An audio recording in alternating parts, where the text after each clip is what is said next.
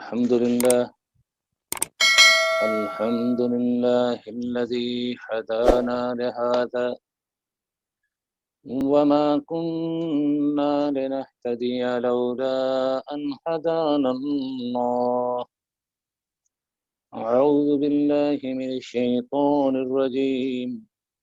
بسم الله الرحمن الرحيم. يسألونك عن الأنفال قل الأنفال لله والرسول فاتقوا الله وأصلحوا ذات بينكم وأطيعوا الله ورسوله إن كنتم مؤمنين. اے میرے محبوب، یہ لوگ سوال کرتے ہیں انفال مال غنیمت کے بارے میں، تو آپ ان سے فرما دیجئے قل الانفال للہ والرسول. انفال اللہ اور اس کے رسول کے لیے ہے. فاتقوا اللہ، بس اللہ سے ڈر جاؤ. وَأَصْلِحُوا ذَاتَ بَيْنِكُمْ، اور آپس میں اصلاح کر لو. وَأَطِیعُوا اللَّهَ وَرَسُولَهُ، اطاعت کرو اللہ اور اس کے رسول کی. ان کنتم مؤمنین، اگر تم مومن ہو، ایماندار ہو. حمد ثنا اللہ جل شانہ کے لیے، درود و سلام سید الانبیاء امام المرسلین حضرت محمد صلی اللہ علیہ وسلم. قرآن کے جو اسلوب ہیں، انداز ہیں، ان میں سے ایک یہ بھی ہے کہ یسألونک، اسی طرح فرمایا کہ یہ پوچھتے ہیں انفال کے بارے میں، مال غنیمت کے بارے میں. کبھی فرمایا کہ یہ پوچھتے ہیں روح کے متعلق. پھر سوال کے بعد جواب دیا جائے تو سوال کرنے والے کو اچھی طرح یاد ہو جاتا ہے، اور جو بیٹھنے والے ساتھ مجلس میں وہ بھی مستفید ہوتے ہیں. ما یسألونک عن الروح قل الروح من امر ربی. یہاں فرمایا کہ میرا محبوب یہ مال غنیمت کے بارے میں سوال کرتے ہیں. مال غنیمت غنیمت اس مال کو کہتے ہیں جو کافروں کے ساتھ جنگ کے بعد حاصل ہو. قتال ہو، تلواریں نیزے چلیں، اور اس کے بعد کافروں سے جو مال حاصل ہو اس کو مال غنیمت کہتے ہیں. اور جو بغیر قتال کے، بغیر جنگ کے حاصل ہو اس کو فے کہتے ہیں. یہ دونوں میں فرق ہے. انفال نفل کی جمع ہے، یعنی زیادہ. اس لیے تو نفلی نماز کہتے ہیں نا، کہ جو فرضوں کے علاوہ ہو اس کو نفل کہتے ہیں. انفال زیادہ کیوں کہتے ہیں؟ کہ جو مسلمانوں پر چیزیں حلال کی گئیں پہلے زمانوں میں، نبیوں میں حرام تھیں، اس لیے اس کا نام انفال رکھ دیا، یعنی زیادہ. فرمایا یہ پوچھتے ہیں انفال کے بارے میں، تو آپ ان سے فرما دیجئے کہ مال غنیمت اللہ اور اس کے رسول کے لیے ہے. مراد کہ اس بارے میں اللہ اور اس کا رسول جو حکم دیں گے اس کے مطابق اس میں تقسیم ہوگی. اپنی عقلیں اور اپنے اس کو کیا کہتے ہیں، اپنی عقلوں سے اور اپنے اتفاق سے یہ کام نہیں چلے گا. جو اللہ اور اس کا رسول جس طرح اس کو تقسیم کریں گے اسی طرح تقسیم ہوگی. فرمایا وَأَصْلِحُوا ذَاتَ بَيْنِكُمْ، آپس میں اپنی اصلاح کر لیا کرو. کہ انسان کس حال میں بھی ہو وہ ہوتا انسانی ہے. شاید ان کا یہ کہنا ہو کہ مجھے اتنا ملنا چاہیے، مجھے اتنا ملنا چاہیے، اپنی اپنی طرف سے انہوں نے مال کی تقسیم کر لی، تو خاص کر کے مالوں میں ہی فتنہ پڑتا ہے۔ اللہ رب العزت نے فرمایا کہ یہ اللہ اور اس کے رسول کے حکم کے فرمان کے مطابق تقسیم ہوگی، اللہ اور اس کے رسول کی اطاعت کرو۔ دیکھو کہ انسان کی زندگی صحیح معنوں میں ان تین چیزوں کے بغیر بے معنی ہے۔ پہلا تقوی، واتقوا اللہ، آپس میں اصلاح کرنا ایک دوسرے کی، اور تیسرا اللہ اور اس کے رسول کی اطاعت کرنا۔ یہ تو تھی پہلی آیت۔ دوسری آیت سنیے، فرمایا انما المؤمنون الذين اذا ذكر الله وجلت قلوبهم واذا تليت عليهم آياته زادتهم ایمانا وعلى ربهم يتوكلون انما المؤمنون الذين، قرآن کے انداز اور اسلوب دیکھیں، فرمایا تھا نا کہ ان کنتم مؤمنین، اگر تم مومن ہو تو یہ کام کرو، اللہ سے ڈر جاؤ، آپس میں اصلاح کرو، اللہ اور اس کے رسول کی اطاعت کرو۔ پھر مومن کی اللہ رب العزت نے تشریح فرمائی، فرمایا کہ اگر مومن ہو تو یہ کام کرو۔ پھر فرمایا کہ مومن ہیں کون، ان کی شرح کی، انما المؤمنون الذين اذا ذكر الله وجلت قلوبهم واذا تليت عليهم آياته زادتهم ایمانا وعلى ربهم يتوكلون۔ اچھا جی، اس آیت کی کون تلاوت کرے گا، ذرا ہمیں پتہ چل جائے کون کون جاگ رہا ہے، کون کون سو رہا ہے۔ انما المؤمنون الذين اذا ذكر الله وجلت قلوبهم واذا تليت عليهم آياته زادتهم ایمانا وعلى ربهم يتوكلون۔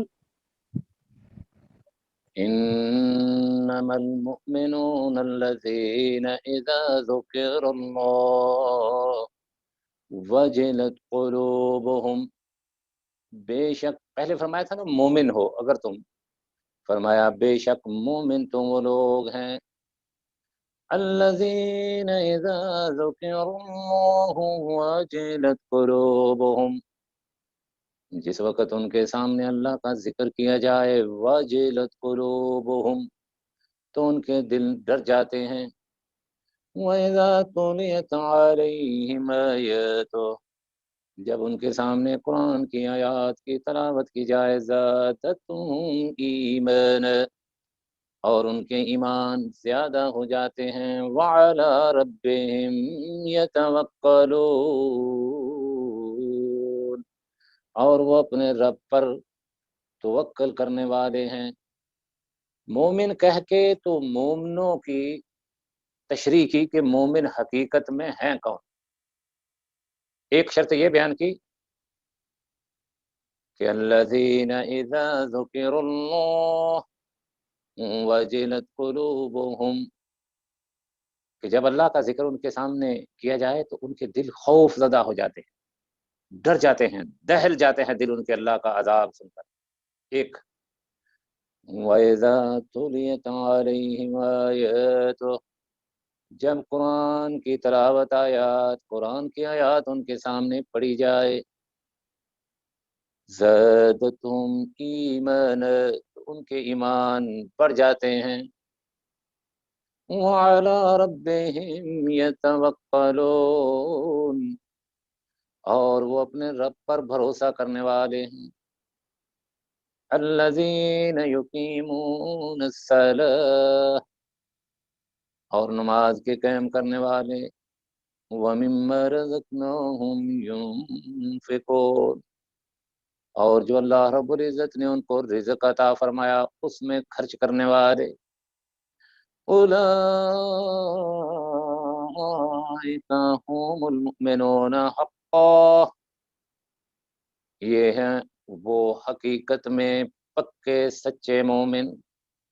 लहुम दरजातुन इंद रब्बिहिम, उनके दरजात हैं उनके रब के पास। व मगफिरतुम व रिज़्क़ुन करीम, और अल्लाह के यहाँ उनके लिए बख्शिशें हैं, मग़फ़िरतें हैं और रिज़्क़ करीम है।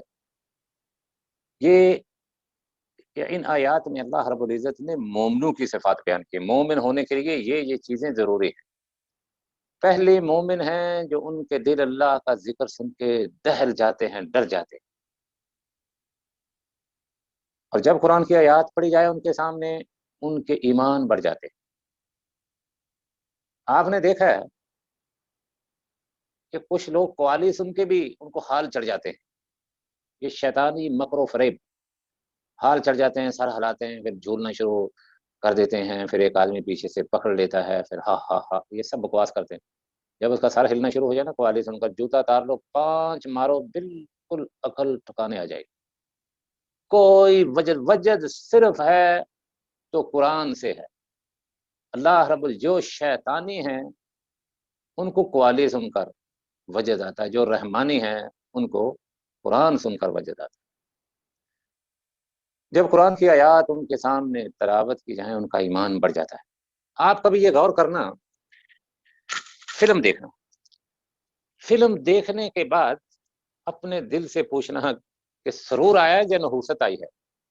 इंसान का दिल बेकरार हो जाता है, परेशानियां गालिब आ जाती हैं।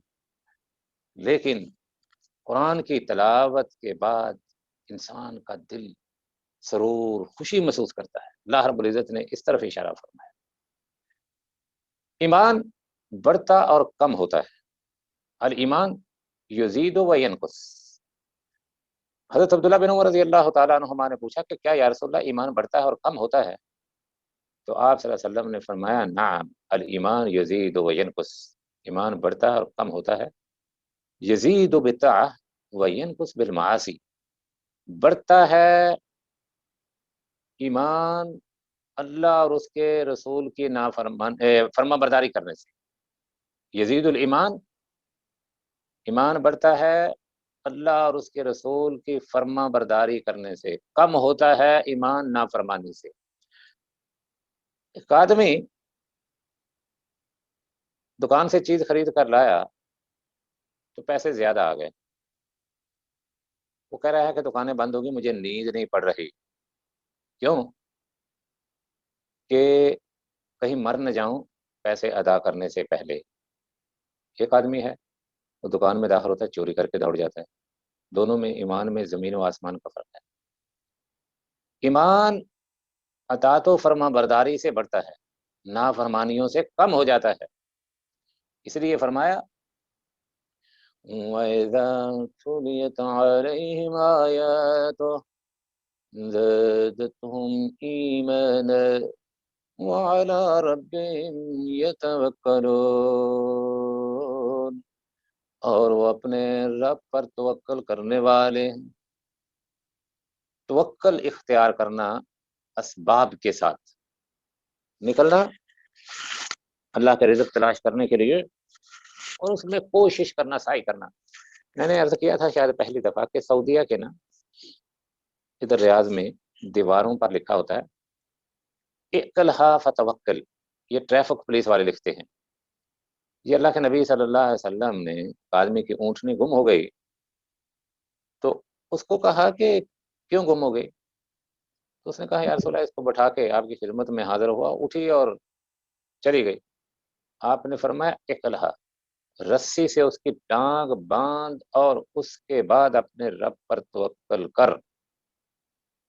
हज़रत उमर रज़ी अल्लाह तआला ने एक आदमी को देखा, वो असर की नमाज के बाद दीवार के साथ टेक लगा के बैठा है। तो आपने रज़ी अल्लाह तआला अन्हु ने उनसे पूछा कि क्यों बैठे हो, असर के बाद तो कोई नमाज नहीं है? तो उसने कहा कि मैं अपने रब पर, खाते कहाँ से हो, पीते कहाँ से हो? उसने कहा, मैं तो तवक्कल करने वाला। تو آپ نے فرمایا نہیں، تو तवक्कुल یعنی ٹیک لگا کے بیٹھنے والا ہے، تو اپنے رب پر توکل اسباب کے ساتھ کیا جاتا ہے۔ جنگل میں جا، لکڑیاں کاٹ، کوشش کر، پھر اس کے بعد اپنے رب پر توکل کر لینا۔ یہ ٹیک لگا کے دیوار کے ساتھ بیٹھ جانا، اور فرمایا حضرت عمر نے کہ تمہیں دوبارہ میں عصر کے بعد مسجد میں نہ دیکھوں، جا کے کماؤ۔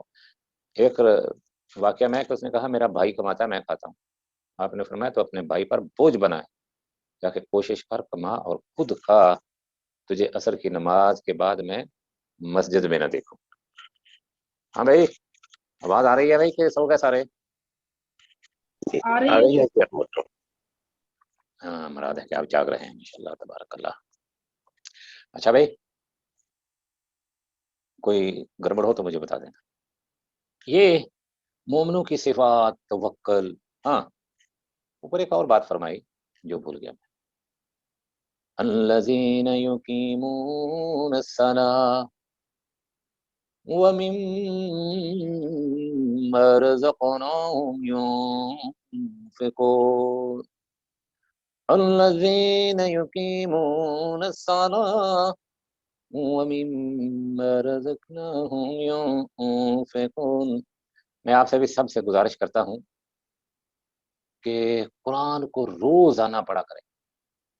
بے شک بادل آئے، آندھی چلے، بارش ہو، قسم سے اس میں اتنی لذت ہے نا، دیکھنا ذرا اس کو، سب کو ایک دم پڑھتا ہوں، سنے ذرا، اور کس طرح اس میں ترنم ہے۔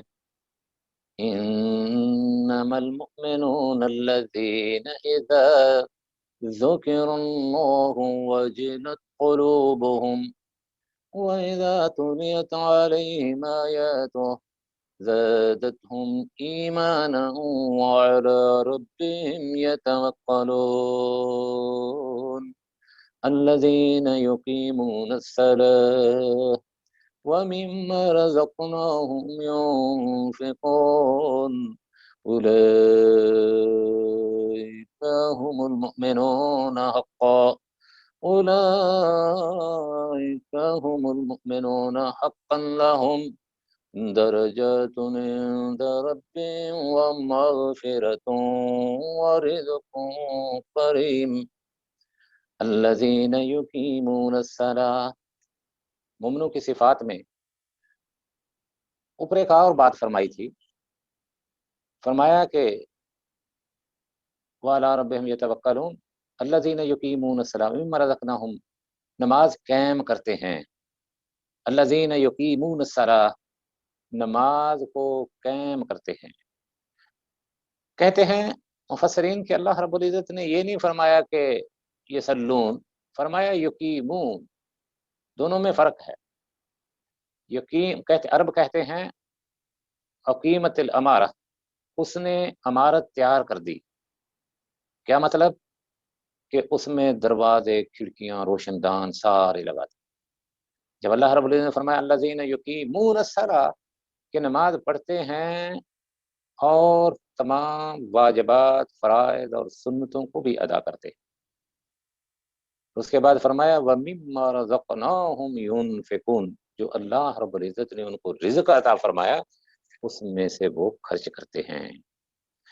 عربوں کے نزدیک رزق اس مال کو کہتے ہیں جو حلال طریقے سے کمایا جائے، رزق۔ اور رزق صرف یہ کھانے پینے والی اشیاء کو نہیں، عرب کہتے ہیں، کبھی جو بیسٹ فرینڈ ہوں، ربی رزقنی ولد، اللہ نے مجھے بیٹا دیا ہے، اولاد کو بھی رزق کہتے ہیں۔ ربی رزقنی بنت، اللہ نے مجھے بیٹی دی ہے۔ یہ مراد جس طرح وہ اپنی بیٹی پر یا بیٹے پر فخر کر رہا ہے اور اللہ کی نعمتوں کا تذکرہ کر رہا ہے، اور وہ سمجھتا ہے کہ جو اللہ نے مجھے اولاد دی ہے یہ میری ہے، اسی طرح وہ رزق بھی اس پر فخر کرے گا جو اس نے اپنے ہاتھوں سے کمایا ہے۔ قطعاً اس کو رزق رزق نہیں کہتے جو رشوت سے کمایا ہو، وہ رزق نہیں جو سود سے کمائی آئی ہو، یہ حرام ہے۔ رزق حلال کمائی کو کہتے ہیں۔ ڈاکے سے، ڈاکے مار کر کمایا گیا یہ رزق نہیں، چوری سے کمایا گیا یہ رزق نہیں ہے۔ یہ حرام کی کمائی ہے۔ رزق اس کمائی کو کہتے ہیں جو مومن محنت سے کمائے اور وہ حلال ہو، اس میں حرام کی آمیزش نہ ہو۔ اس کے بعد فرمایا اولئک هم المؤمنون حقا، یہ ہیں وہ حق سچ مومن، ان کے درجات ہیں۔ معاشر کے دن قیامت میں جب حساب کتاب ہوگا تو یہ نہیں کہ سارے ہی جنتی ایک جگہ پر چلے جائیں گے، جنتوں کی قسمیں ہیں، اور فرمایا کہ نچلی جنت والے اوپر والی جنت کو اس طرح دیکھیں گے جس طرح ہم اندھیری رات میں ستاروں کو دیکھتے ہیں۔ ہم نے اندھیری رات کا اس لیے ذکر کیا کہ ہمیں ریاض میں رہتے ہوئے 30 سال ہو گئے، کبھی ہم نے ستارے دیکھے نہیں۔ اتنی روشنی تیز ہے کہ پتہ نہیں چلتا ستارے ہیں کہ نہیں، لیکن صحراؤں میں، ڈیزرٹ میں جائیں تو وہاں محسوس ہوتا ہے۔ جس طرح ہم ستاروں کو دیکھتے ہیں نا، اسی طرح نچلی جنت والے اوپر والے جنت والوں کو دیکھیں گے اور وہ سوچا کریں گے کہ ہمارے اوپر بھی ایک مخلوق رہتی ہے۔ اور اللہ کے نبی صلی اللہ علیہ وسلم کی ایک حدیث ہے کہ کبھی رشتہ دار، قریبی، باپ، بیٹا، بیٹی، بہن، بھائی، یہ مختلف جنتوں میں ڈیوائیڈ ہو جائیں گے، تو جو اعلیٰ ترین جنت میں رہیں گے وہ اپنے رب سے دعا کریں گے کہ یا اللہ ہمیں اکٹھا کر دے، ہمیں اور ہمارے رشتہ داروں کو۔ تو اللہ رب العزت ان کا نزول نہیں فرمائیں گے، یعنی ان کو نچلی درجے میں نہیں لائیں گے، سب کو اعلیٰ ترین درجوں میں رکھیں گے، جو سب سے افضل ترین ہیں وہاں ان کو جمع کریں گے۔ تو اللہ رب العزت نے اس طرف اشارہ فرمایا، لہم درجات من ربہم، ان کے لیے درجات ہیں ان کے رب کے پاس، مغفرت ہے، اور ورزق کریم، اور ایسا رزق جو بغیر مشقت کے حاصل ہو، اس کو رزق کریم کہتے ہیں۔ اچھا جی مدنی صاحب، کتنا ٹائم باقی ہے؟ السلام علیکم ابھی اور 27 منٹ، کتنے نہیں منٹ؟ 27 منٹ ہے، ہاں؟ 20 منٹ تقریباً باقی ہیں، 20 منٹ۔ 20 منٹ۔ وما خرجك ربك من بيتك بالحق وإن فريقا من المؤمنين لكارهون يجادلونك في الحق بعدما تبين كأنما يساقون إلى الموت وهم ينظرون۔ جس طرح تیرے رب نے تجھے تیرے گھر سے نکالا حق کو سچ کے ساتھ، وَإِنَّ فَرِيقًا مِّنَ الْمُؤْمِنِينَ لَكَارِهُونَ، بے شک مومنوں کا ایک فریق اس بات کو ناپسند کرتا تھا، یجادلونک فی الحق بعدما تبین، حق کو واضح ہو جانے کے باوجود وہ میرے محبوب تو اسے مناقشہ کر رہے تھے، کأنما یساقون الی الموت وهم ینظرون، کأنما یساقون الی الموت، کہ جس طرح ان کو موت کی طرف دھکیلا جا رہا ہے، اس کے باوجود کہ وہ موت کو اپنے سامنے دیکھ رہے ہیں۔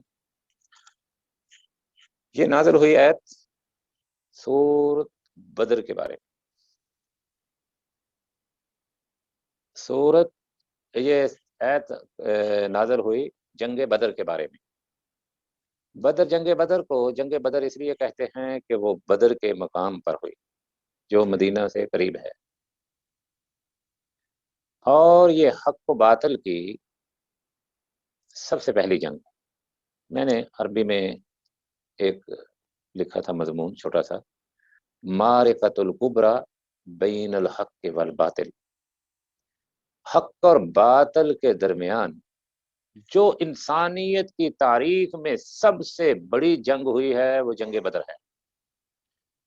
یہ آپ سب سے سوال ہے، بتائیں بھائی کہ اس کو سب سے بڑی جنگ کیوں کہتے ہیں؟ اب ہر ایک کو جواب دینا بھائی، سونا نہیں۔ معرکۃ الکبریٰ بین الحق والباطل، اس کو تاریخ نے انسانیت کی سب سے بڑی جنگ قرار دی ہے۔ पहली तादाद, जंग हाँ जी, पहली जंग थी। पहली जंग तो उससे पहली तो हुई है। पहली जंग थी। मारिकतुल कुबरा बैनुल हक वल बातिल के दरमियान जो सबसे पहली जंग लड़ी गई उसको जंग बदर कहते हैं। उससे पहले छोटे छोटे मार के बेशुमार हुए। अच्छा जी, आपके अलावा और? इस जंग में फरिश्तों का नुज़ूल हुआ था। माशाल्लाह तबारकल्लाह। और हमजा उसके रज़ियल्लाहु अन्हु शहीद थे। ओके, और बाकी भी बोले भाई, बाकी सो रहे हैं। बाकी हरकत हो रही है। मदनी हिजरत साहब मुबारक हो आपको, हरकत शुरू हो गई। इसमें हिजरत के बाद की पहली जंग है। आयशा, तहमीना, एमन इसमें एमन क्या कहते हैं? काफिरों की तादाद ज्यादा थी और मुसलमानों की तादाद कम थी, और मुसलमानों ने अल्लाह ताला पर यकीन रखा हुआ था। बेटा अगर तवक्कल अल्लाह। तादाद का अंदाजा किया जाए ना, यहाँ मुसलमान 313 और काफिर 1000, यानी 2% ज्यादा, 3% कहेंगे इसको। 3%, एक मुसलमान के लिए 3 काफिर। लेकिन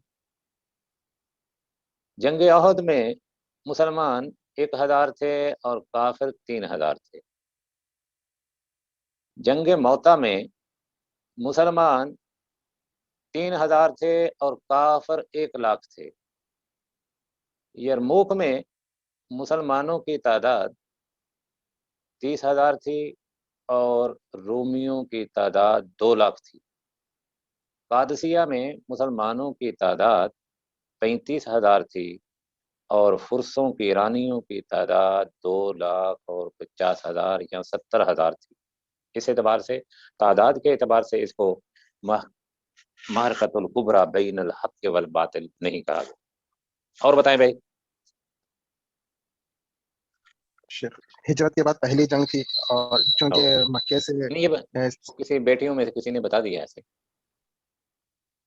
कि देखना भाई, ये हक का पैगाम पहुंचाता था। ये ज्यादा टाइम हक नहीं और है हमारे बातिल पास। की पहली ओ यार, ओ मदनी साहब, सबर सबर से काम लें। ये एक इंसानी हिस्ट्री में ऐसी जंग है कि जिसकी मिसाल पहले या उसके बाद या क़यामत तक नहीं मिलेगी। वो क्या कि करीबी से करीबी इंसान अपने करीबी के मद्दे मुकाबल आ गया। अल्लाह के नबी सल्लल्लाहु अलैहि वसल्लम जो सिपा सलार थे इस जंग के मुकाबले में कौन लड़ रहा है? आपका हकीकी चचा अब्बास रजी अल्लाह तआला अन्हु, जो बाद में मुसलमान हुआ। आपके चचा के बेटे अकील, जो अल्लाह के नबी सल्लल्लाहु अलैहि वसल्लम का सबसे करीबी तरीन रिश्ता, जो बाप के बाद चचा अब्बास काफरों की तरफ से है। हजरत अबू बकर रजी अल्लाह तआला अन्हु का बेटा अब्दुर्रहमान काफरों की तरफ से है। ये अल्लाह रब्बुल इज्जत ने अर्श अजीम पर यह नज़ारा फरमाया कि कोई कुर्बत, कोई रिश्तेदारी तौहीद अकीदे में रुकावट नहीं बन सकती। वो कहते हैं कि जंग के बाद जब अब्दुर्रहमान मुसलमान हुआ ना, तो एक दिन अजराए मोहब्बत कहते हैं अपने वालिद अबू बकर से कि जब बदर की जंग हो रही थी ना, तो आप कई दफ़ा मेरी तलवार के नीचे आए, लेकिन मैंने आपको बाप समझ के छोड़ दिया। अब इंतज़ार में है बाप की तरफ से, बाप क्या फरमाते हैं वालिद साहब। उन्होंने कहा, बेटा आपने तो छोड़ दिया मुझे बाप समझ कर, अगर तो मेरी तलवार के नीचे आ जाता ना, तेरे मैं 2 टुकड़े कर देता। तू अल्लाह और उसके रसूल की मुखालफत में जंग में शरीक हुआ था। ये नहीं कि बस तलवारें इधर उधर हवा में मारी जा रही। हजरत उमर रजी अल्लाह तआला अन्हु का बाद ने कहा कि कज़न था, बाद ने कहा भाई था रज़ाई, वो भी जंग में था और तलवारें बेदरीग चली। हजरत अली रजी अल्लाह तआला अन्हु के भाई अकील थे। कहते हैं मुअर्रिखीन कि ये वो सबब है कि जिस वजह से इस जंग को मारकतुल कुबरा फरमाया, कि इस मार्के ने ये साबित किया कि कराबतें, रिश्तेदारियां सिर्फ अकीदे की वजह से होती हैं। अकीदा तौहीद है जो जोड़ देता है, अकीदा तौहीद नहीं। देखो तलवारें चल रही हैं अपने रिश्तेदारों पर। लंबा किस्सा है कि अल्लाह के नबी सल्लल्लाहु अलैहि वसल्लम 2 साल हुए। हजरत साद बिन वक़ास के भाई भी हजरत उम्मेर भी कत्ल किए गए शायद। साद बिन वक़ास के भाई, हजरत साद बिन वक़ास के भाई बदर वाले दिन लेकिन उम्मेर वो, कत्ल किए। लेकिन क्या साद बिन वक़ास क्या شان نزول بھی یہ ہے، یسألونک عن انفال، یعنی مال کے بارے میں. یہ جو ہے اپنے بھائی کو قتل کرنے کے بعد تلوار لے کے گئے نبی کریم صلی اللہ علیہ وسلم سے پوچھے کہ یہ میں رکھ لوں کیا اپنے پاس، لیکن رسول صلی اللہ علیہ وسلم بولے نہیں، اس کو بیت المال میں جمع کر دو، وہاں رکھ دو. تو یہ بہت افسوس ہوا، صدمہ ہوا کہ ایک تو میں نے بھائی کو بھی قتل کیا، اور پھر اس کے بعد یہ مجھے یہ بھی حاصل بھی نہیں ہو رہی یہ چیز. تو اسی دوران میں جو ہے یہ آیت کریمہ نازل ہوئی. نہیں آپ نے کہاں سے پڑھا ہے؟ یہ ابن کثیر کی تفسیر میں ہے شیخ محترم، تفسیر ابن کثیر رحمۃ اللہ علیہ. لیکن اس کا بتایا کسی سے گیا حوالہ دیکھنا اگر صحیح ہوتا نا، ہم نے اصل میں یونیورسٹی میں یہ نصاب میں پڑھی ہے، لیکن انہوں نے یہ ہوتا صحیح واقعہ تو لازم ہمارے استاد بیان کر دیتے. یسألونک، یہیں پہ آپ سے پوچھ رہے ہیں تو کون پوچھ رہے تھے؟ یہ پوچھتے صحابہ ہی رہے تھے جب مال غنیمت میں. جی اچھا بہرحال بات لمبی نہ ہو جائے، یہ نازل ہوئی کہ یہاں سے وہ قصہ شروع کر دیا کہ اللہ کے نبی صلی اللہ علیہ وسلم 2 سال کے بعد ہوئی جنگ، ہجرت کے دوسرے سال. تو آپ کو اطلاع ملی کہ ابو سفیان جو ابھی تک مسلمان نہیں ہوئے تھے وہ مدینے کے پاس سے قافلہ لے کے گزر رہے ہیں. اللہ کے نبی صلی اللہ علیہ وسلم نے فرمایا کہ نکلو قافلے کو لوٹنے کے لیے. ایک تو کافروں کی توہین ہوگی، دوسرا کہ مال غنیمت مسلمانوں کے ہاتھ میں آ جائے گا. تو جب نکلے ابو سفیان کو بھی اطلاع ملی، وہ راستہ بدل کے مکہ پہنچ گئے اور جا کے ادھر ابو جہل کو خبر دی. تو اللہ کے نبی صلی اللہ علیہ وسلم کو اطلاع ملی کہ ابو سفیان جو تجارتی قافلہ لے کے جا رہا تھا وہ تو مکہ میں پہنچ گیا. اب وہ لوگ آپ کے سامنے آ رہے ہیں کہ جن کے پاس اسلحے سے لیس ہیں. تو یہاں قرآن نے فرمایا کہ مسلمانوں میں اختلاف پڑ گیا. اللہ فرماتے ہیں کما خرجک ربک من بیتک بالحق، تیرے رب نے تجھے حق کے ساتھ، جو اللہ رب العزت فیصلے فرماتا ہے نا وہ حق ہوتے ہیں. لیکن کچھ لوگ مومنوں میں سے اس کو ناپسند کرتے تھے. ناپسند وہ قتال جہاد کی وجہ سے نہیں کرتے تھے، وہ کر رہے تھے کہ ہم تیاری سے نہیں نکلے، اسلحہ لے کے نہیں نکلے. تو اس لیے جنگ کے لیے تیاری اور ہوتی ہے، کسی چھوٹے سے قافلے کو لوٹنے کے لیے اور ہوتی ہے. اور انہوں نے ایسے دیکھنا شروع کر دیا کہ جس طرح ان کو موت کی طرف دھکیلا جا رہا ہے اور وہ موت ان کے سامنے ہے. وَإِذْ يَعِيدُكُمُ اللَّهُ إِحْدَى الطَّائِفَتَيْنِ أَنَّهَا لَكُمْ وَتَوَدُّونَ أَنَّ غَيْرَ ذَاتِ الشَّوْكَةِ.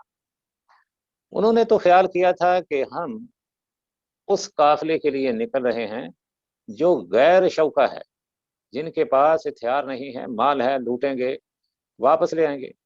لیکن ان کو بتا دیا گیا کہ اسلحے سے لیس لشکر تمہارے مقابلے کے لیے آ رہا ہے.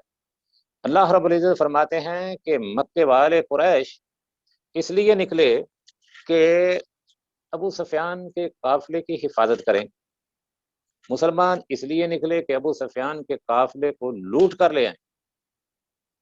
لیکن میرا رب فرماتا ہے ہم نے عرش پر اور ارادہ کر لیا. یرید اللہ چاہتا تھا ان یحق الحق بکلماتہ، کہ اپنے امر اور حکم کے ساتھ حق کو حق کرے اور کافروں کی تدابیر کا قلع کما کر دے.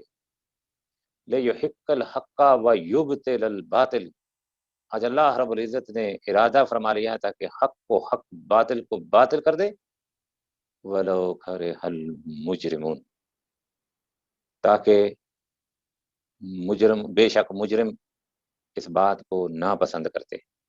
کافر یہ نہیں چاہتے تھے کہ یہ جنگ ہو جائے، لیکن اللہ رب العزت نے فرمایا کہ ہم نے ان کو لڑایا. کیوں؟ تاکہ حق کو حق کریں اور باطل کو باطل کریں.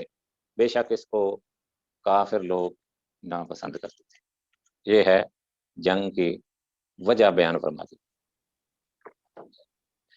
کیونکہ صحابہ بھی انسان تھے.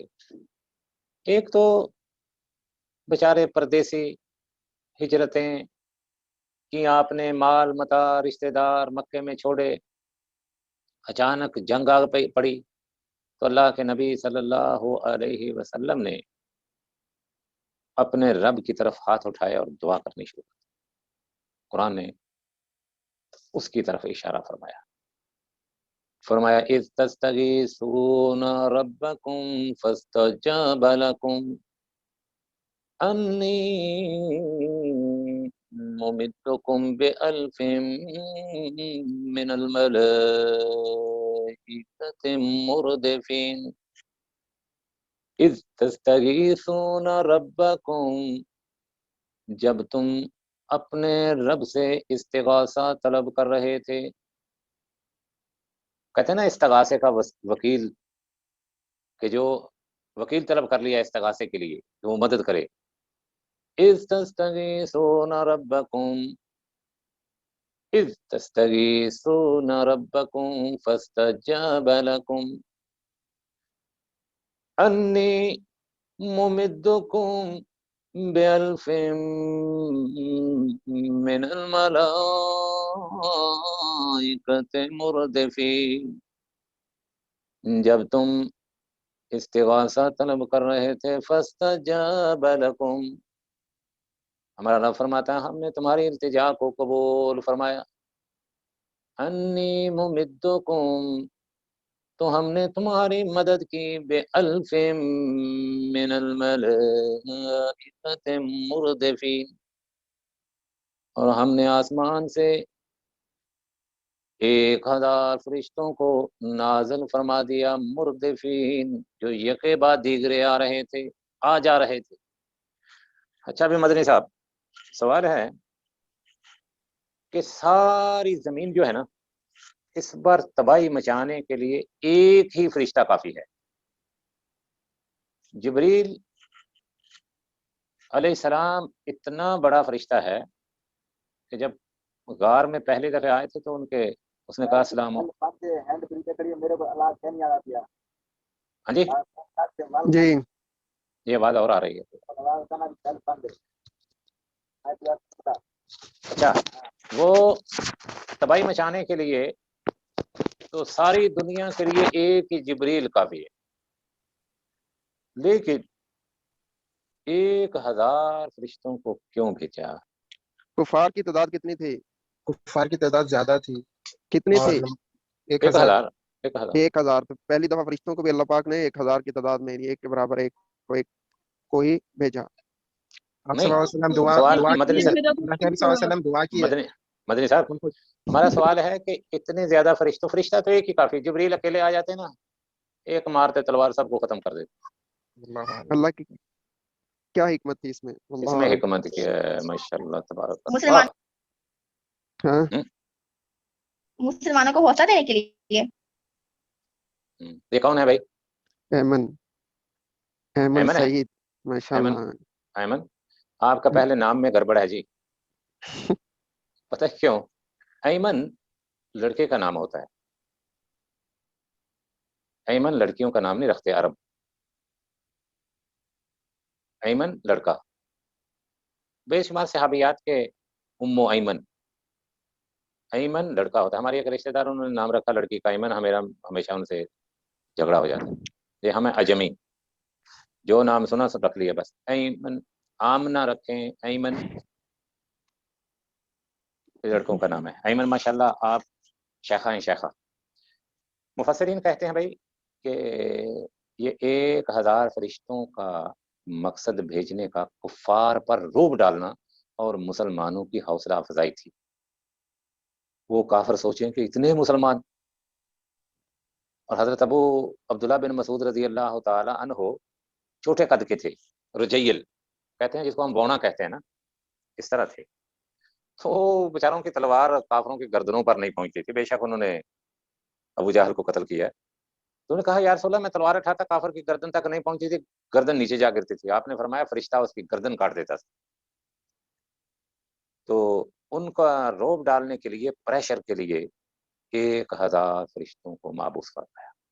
एक नंबर। हम क्योंकि ज्यादा एहतमाम तौहीद का करते हैं, इस्तस्तगीसून रब्बकुम फस्तजाब लकुम। इस्तस्तगीसून, दुआ अल्लाह के नबी कर रहे हैं, लेकिन कुरान ने सीगा जमा बोला है, इस्तस्तगीसून रब्बकुम। तो ये जमा क्या क्यों बोला? सहाबा तो खामोश थे, दुआ तो अल्लाह के नबी कर रहे थे। जब आपने कैफियत देखी उनकी कि इंसानियत के नाते वो घबरा गए हैं, तो इस तस्तगी अल्लाह के नबी सल्लल्लाहु अलैहि वसल्लम ने हाथ बुलंद की और दुआ करनी शुरू की। कुरान फरमाता है जब तुम दुआ कर रहे थे। मैडम आप ही बता दें कुछ। नहीं, ऐमन शेखा। ऐमन। सवाल की समझ नहीं आई, दोबारा बता दो। इनका भाई मदनी साहब, जी ये जो ऐमन है इनका लक़ब हमने आज से शेखा दे दिया, शेखा, शेखा ऐमन। ठीक है माशाल्लाह। ये शेखा की नवासी, शेख बड़े शेख की नवासी है माशाल्लाह। वो यही सबब है। अच्छा हाँ, भाई, शेख शेखा ऐमन, मुख्तार हमाद साहब की नवासी है माशाल्लाह। अल्लाह रब्बुल इज़्ज़त फरमाते हैं इस्तस्तगीसूना रब्बकुम, जब तुम अल्लाह से मदद तलब कर रहे या दुआएं कर रहे थे। दुआ तो सिर्फ अल्लाह के नबी सल्लल्लाहु अलैहि वसल्लम ने की है, तो अल्लाह रब्बुल इज़्ज़त ने जमा का सीगा क्यों बोला? अच्छा मुझे पता, थोड़ा सा सवाल मुश्किल है। सभी के लिए हमें कर रहे हैं, हमें किसके लिए?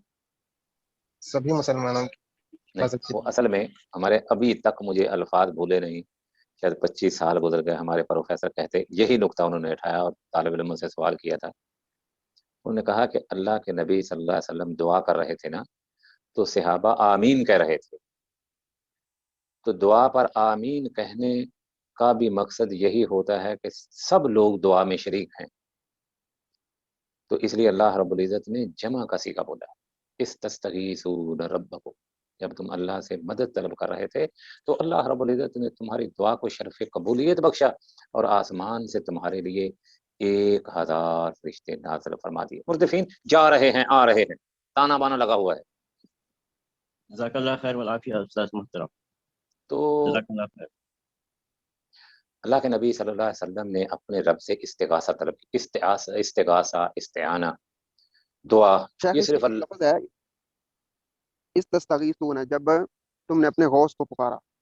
हमारे यहाँ इस लफ्ज की भी जरा तफसील करनी है आपने, तशरीह बयान।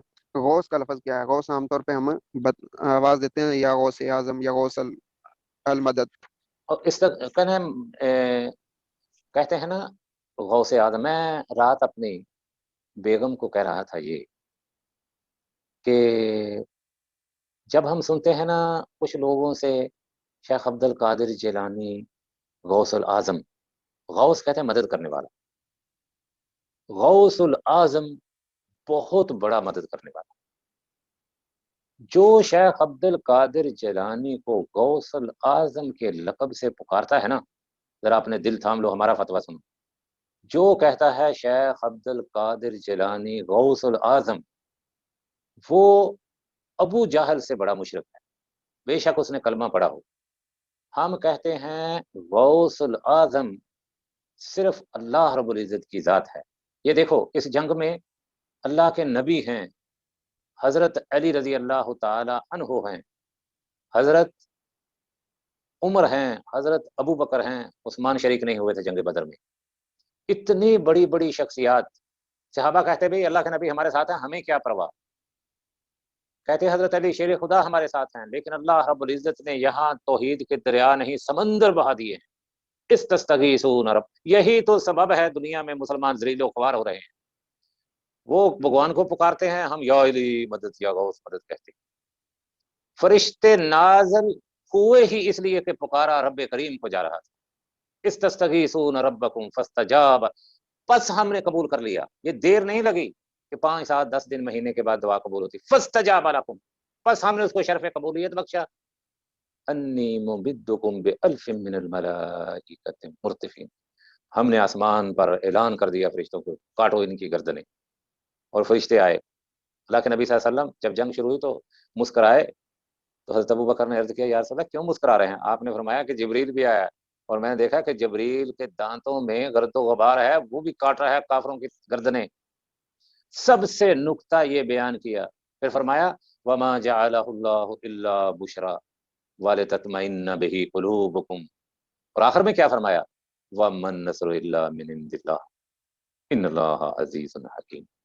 कि क़यामत तक ये मदनी साहब फैसला कर दिया कि फतह सिर्फ अल्लाह करीम के हाथ में है, सिर्फ शर्त है कि उसको ही पुकारा जाए।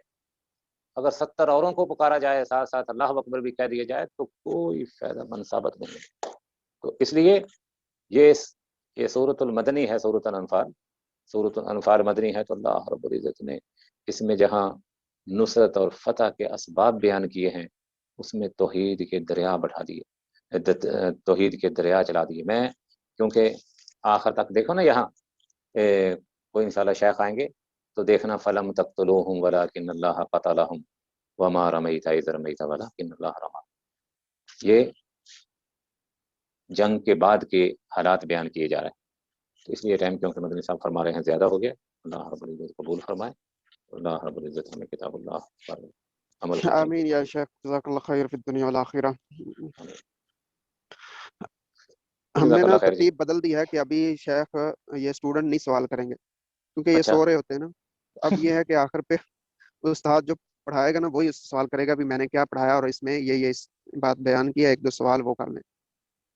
تو آپ نے تو اچھا سارے سوال ماشاءاللہ درمیان میں ہی کر لیا، اس لیے درمیان اگر میں کوئی اصل میں باقی یہ سو جاتے ہیں. اس میں ماشاء اللہ تبارک اللہ آج مجھے خوشی ہوئی ہے کہ ماشاء اللہ طالب علم آپ کے یعنی کیا اس کو کہیں کہ مشائخ بھی ہیں. ماشاء اللہ. مناقشہ اس کا کیا میننگ ہوگا؟ مناقشہ میں نہ ہوتا ہے مناقشہ مجادلہ. مناقشہ سے جھگڑا. مراد ہے جھگڑا نہیں، مجادلہ ذرا جھگڑے کی طرف ہے.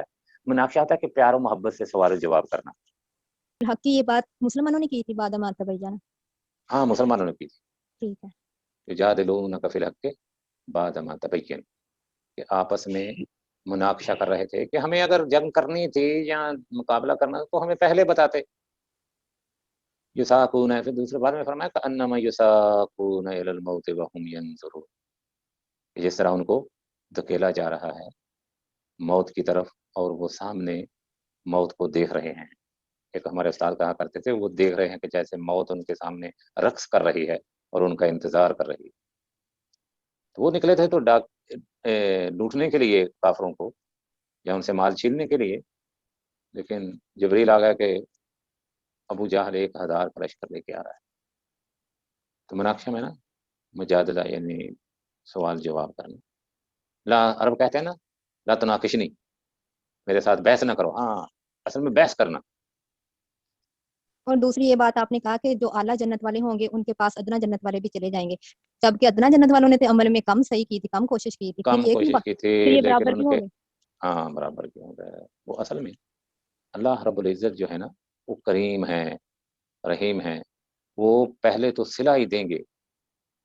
ایک اور حدیث ہے جس کو اب ابن قیم رحمۃ اللہ علیہ نے اپنی کتاب سعادت الدارین میں بیان کیا ہے کہ جنتی لوگ جنت میں دعا کریں گے اپنے قریبیوں کے لیے، کرتے رہیں گے کہ یا اللہ جو ہمارے قریبی جہنم میں ہیں ان کو نکال. تو ایک دن اللہ رب العزت فرمائیں گے کہ ہم نے، وہ دعا کریں گے، اللہ فرمائیں گے ہم نے تمہاری دعاؤں کو قبول کر لیا ہے، شرف قبولیت بخشا ہے اور ہم نے ان کو جہنم سے نکال دیا ہے. وہ کہیں گے یا اللہ ہمارے پاس نہیں آئے. اللہ فرمائے گا کہ جنت سے نیچے دیکھو. ان کو موقع دیا جائے گا، دیکھیں گے تو کوئلوں کے ڈھیر لگے ہوں گے. تو کہیں گے یار اب کچھ نہیں نظر آ رہا، یہ تو کوئلے پڑے ہیں، راکھ پڑی ہے. فرمایا یہی تمہارے قریبی ہیں جن کو جہنم کی آگ نے راکھ کر دیا تھا. اور بارش آئے گی تو وہ اس طرح نکلیں گے جس طرح زمین سے کونپلیں نکلتی ہیں اپنی اپنی شکل پر، جس سے دنیا سے مریں گے. اللہ فرمائے گے کہ اپنے اپنے قریبیوں کو آوازیں دو. تو آوازیں دیں گے اور جس جس جنت میں وہ ہوں گے ان کے قریب بھی اللہ رب العزت ان کی دعا کو اتنا شرف قبولیت بخشیں گے وہ اپنی اپنی جنت میں ان کو لے جائیں گے. لیکن وہ لوگ ہوں گے کون، اس کے بارے میں فقہا نے بحث کی ہے. کہا کہ یا تو وہ لوگ ہوں گے جن کے نیکیاں اور برائیاں غالب برابر ہو گئی ہوں گی، یا پھر وہ لوگ ہوں گے کہ جن کے گناہ تو ہوں گے لیکن ان میں شرکیات کی آمیزش نہیں ہوگی. یہ معاہد ہوں گے لیکن زیادہ گناہوں کی وجہ سے جہنم میں چلے جائیں گے. تو اللہ رب العزت ان کے قریبیوں کی دعاؤں کی وجہ سے ان کو جہنم میں سے نکالے گا اور ان کے قریبیوں کی جنت میں ان کو جمع کرے گا. انہوں نے تو عمل کیے ہی نہیں، زیادہ عمل کیے ہیں، لیکن اللہ رب العزت اپنی رحمت سے صرف انہوں نے اپنے رب کریم کے ساتھ کسی کو شریک نہیں بنایا ہوگا، تو اس وجہ سے ان کے توحید عقیدے کی وجہ سے اللہ رب العزت ان کو ان کے قریبیوں کے ساتھ جمع کرتے ہیں.